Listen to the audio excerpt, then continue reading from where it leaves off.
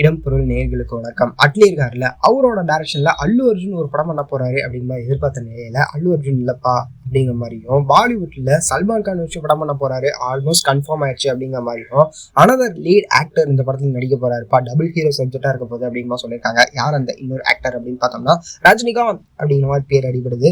S, ஒரு dual hero subject அப்படின்னு சொல்றப்ப சல்மான் கானுக்கும் ஈக்குவலா இல்ல, சல்மான் கானுமே தூக்கி சாப்பிட்ற அளவுக்கு நம்மளோட ரஜினிகாந்த் இருக்காருல்ல, இவங்க 2 பேர் தான் இந்த படத்தில் நடிக்க போறாரு அப்படிங்கிற மாதிரி சொல்லியிருக்காங்க.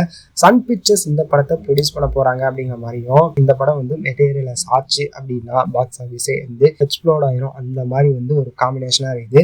வெயிட் பண்ணி பார்க்கலாம்ப்பா. ஆல்ரெடி ஷாருக் கானை வச்சு பண்ண படமே 1000 crores கிராஸ் ஆயிடுச்சு அப்படின்றக்க. ஸோ இந்த படம் எப்படிப்பட்ட படமா இருக்க போகுது அப்படிங்கிறத வெயிட் பண்ணி பார்த்தரலாம் அப்படிங்கிறது தான். ஸோ இதுவே ஒரு ட்ரீம் காம்போவா இருக்குது. இந்த படத்துக்கு யார் மியூசிக் பண்ண போறா, மீண்டும் அனிருத் மியூசிக் பண்ணுவாரா அப்படிங்கிறதுலாம் வெயிட் பண்ணி பார்த்தரலாம் அப்படிங்கிறது தான். இந்த வீடியோ பிடிச்சிருந்தா லைக் பண்ணிட்டு இந்த மாதிரி அப்டேட்ஸ் தொடர்ந்து பார்க்கணும் கேட்கணும் அப்படின்னு நினைச்சீங்கன்னா மறக்காம சப்ஸ்கிரைப் பண்ணுங்க. அப்போ தானே நாங்கள் போகிற வீடியோஸ் உங்களுக்கு ரெகுலராக வரும்.